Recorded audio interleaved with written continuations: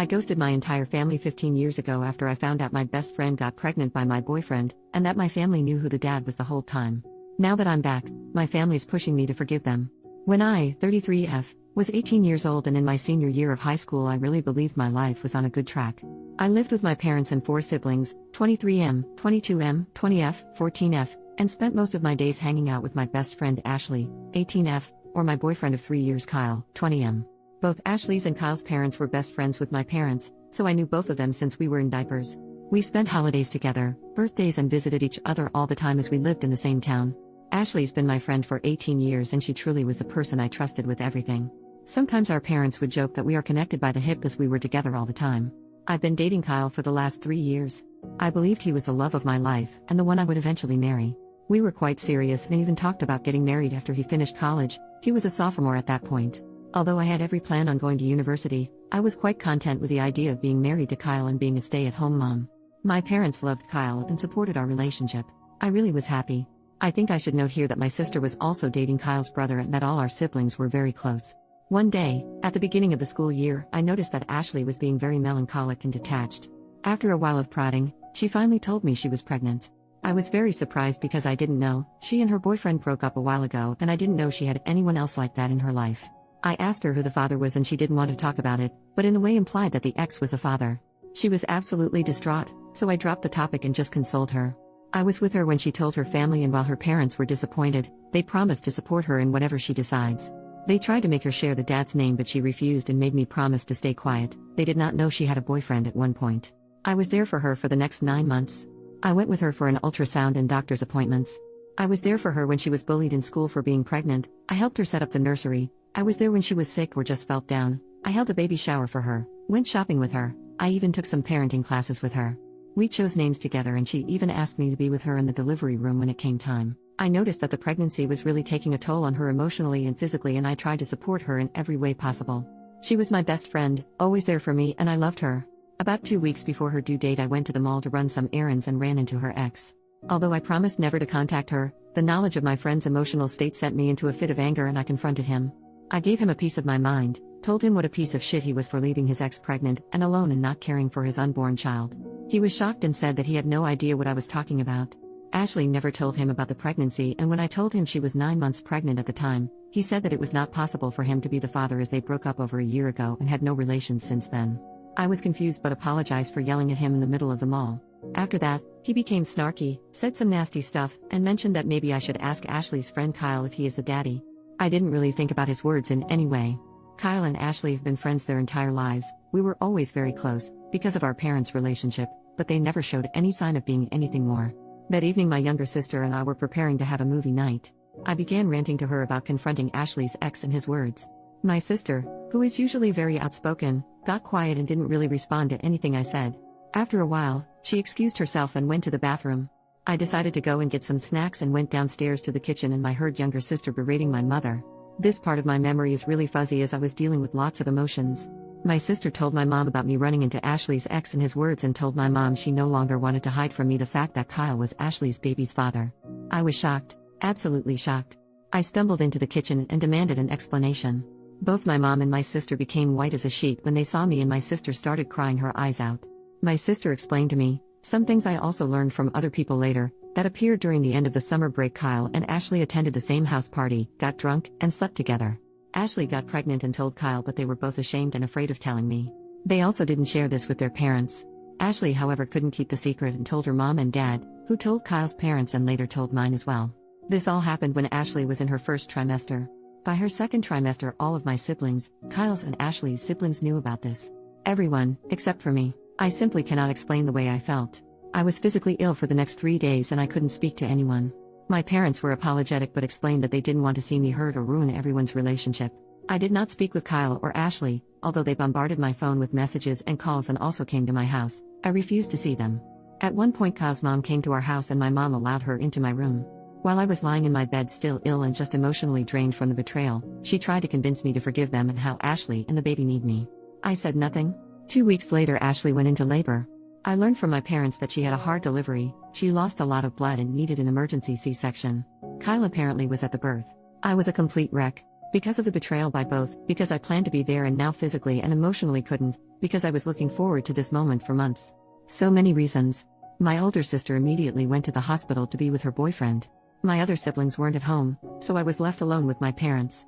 All I wanted was to lay in my bed or cuddle in my bed with my mom and cry all my feelings out. My mom received a call from Ashley's mom. She came to my room and told me that she and dad were going to the hospital. I was perplexed and asked her to stay with me. She said that Ashley's parents need all the support they can get and that we will discuss everything later. I tried to tell her not to go and that I also need their support, but she said not to be selfish and they left. I was left alone at the house and I just couldn't comprehend what happened in the last few weeks. I couldn't believe that my parents would go and support someone who hurt me so much, while I was also here suffering. Am I really selfish to think like that? I don't know when, but my sadness turned into rage, the kind I never experienced before. In a fit of combined emotions and feelings of betrayal, I started packing my bags and decided to leave home. It didn't take a while, but I started having second thoughts and just sat in the living room feeling empty. After a while, I received a text from my sister. The text said that Ashley gave birth to a healthy girl and that they were both okay.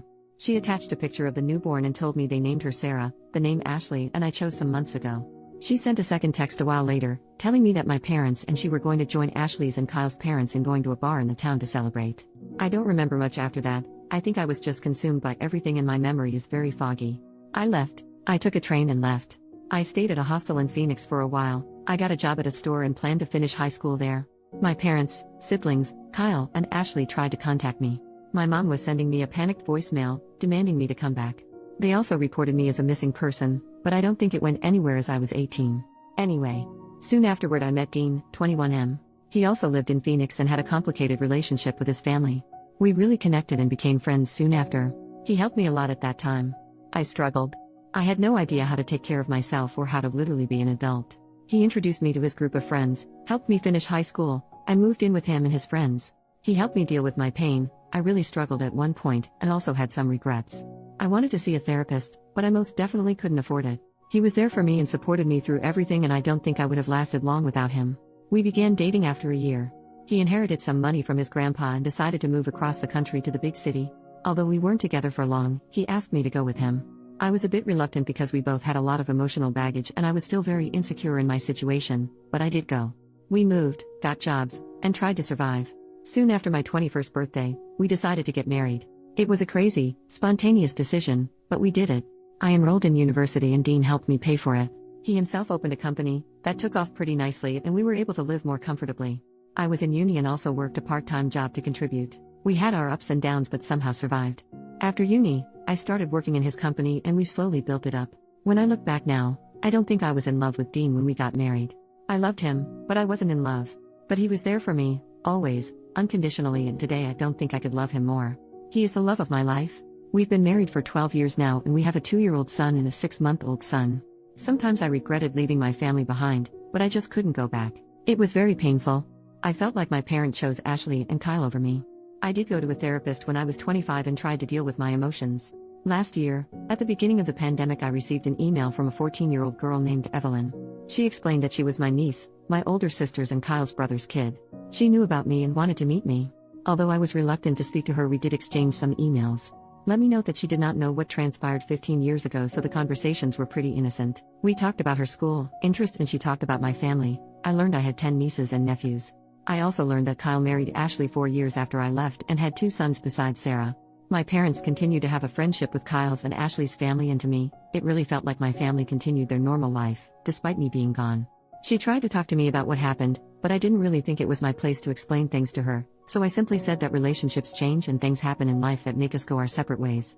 We continued talking every so often for almost a year. In her email, this January, she expressed how the pandemic had a big effect on her entire family and how my parents were struggling to keep their house and both my brothers lost their jobs and struggled to keep up with the cost. I was surprised at her knowledge of this as she was only 14, but the hardship was also causing tensions between her parents. I started to deal with a lot of guilty feelings and regrets. I also just had my baby, so that was causing me lots of emotions. I talked to my husband and he was very supportive and told me that he would be there for me for whatever I decide. We are financially stable and thankfully the pandemic didn't have a great impact on our finances. We are not rich but are able to live comfortably.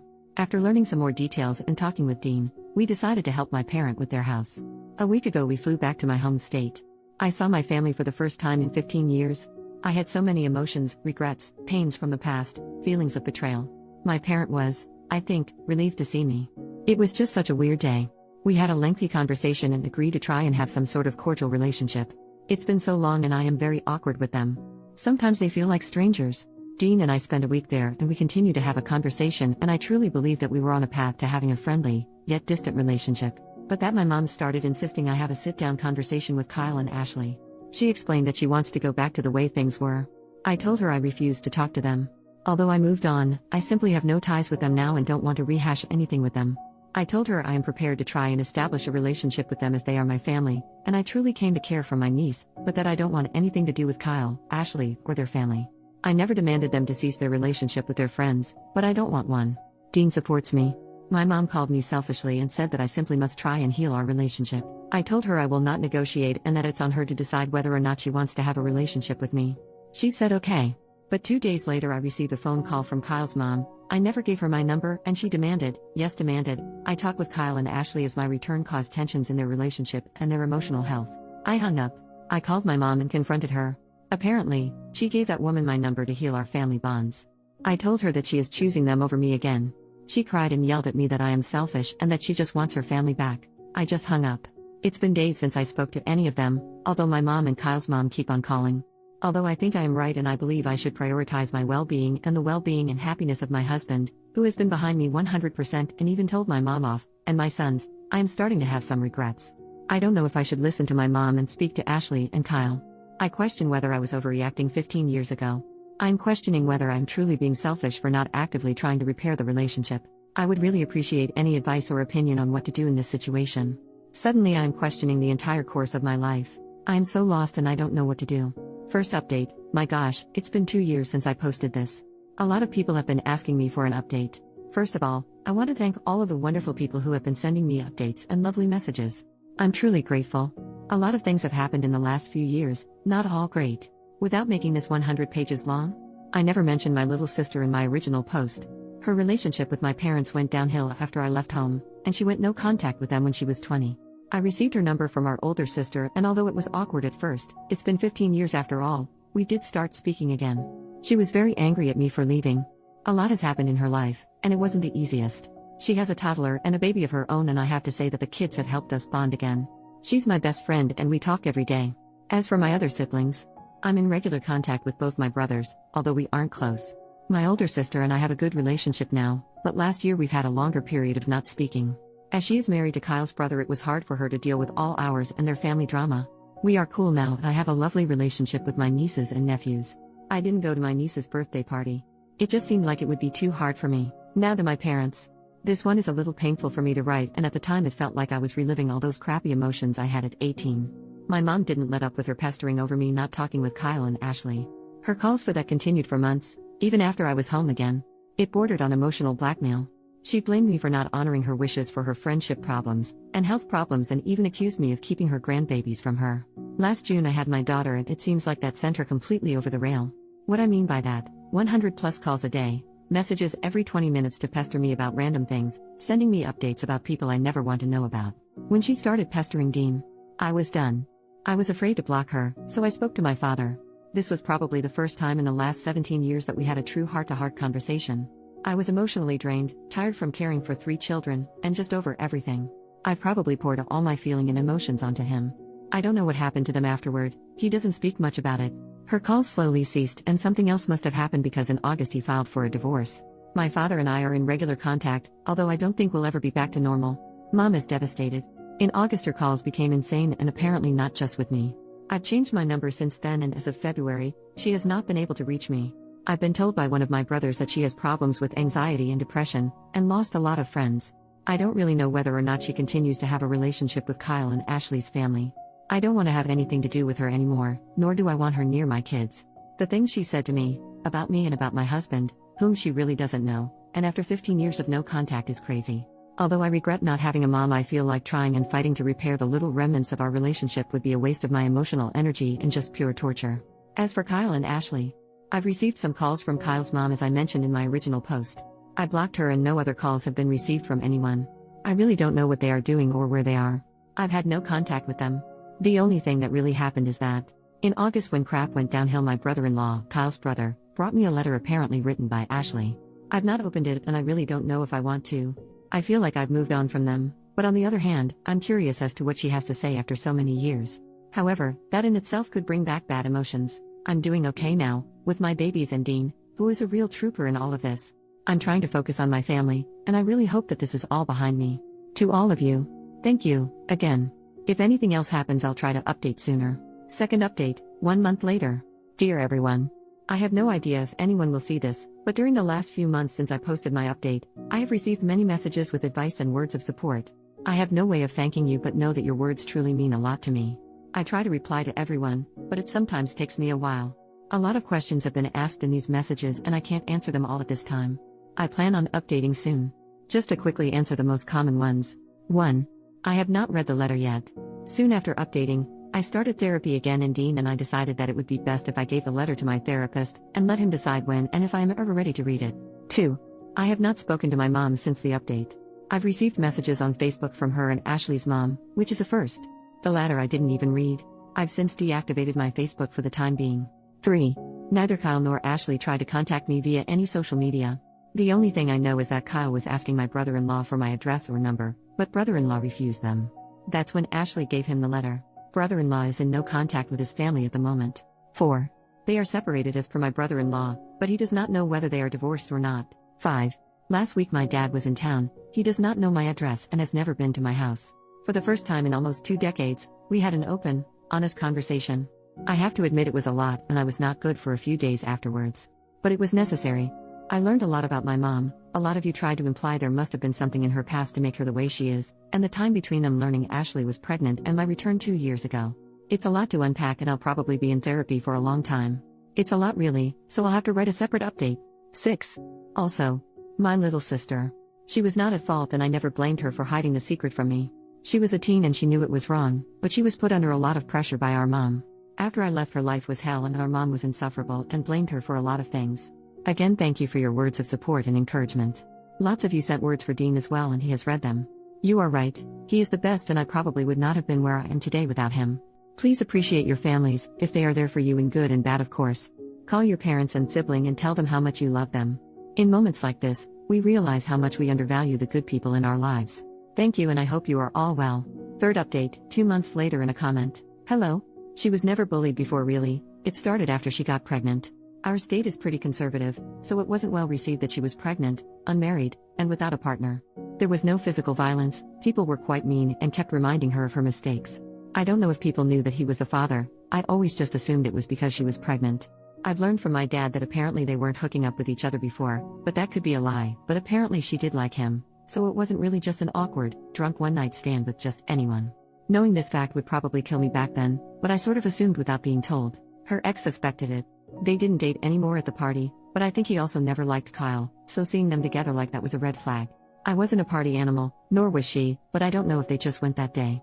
I don't remember if they went together or separately, but I'd assume the latter. She did have other friends after all, who enjoyed night outs. The drunkenness part. I really don't remember them being that heavy drinkers.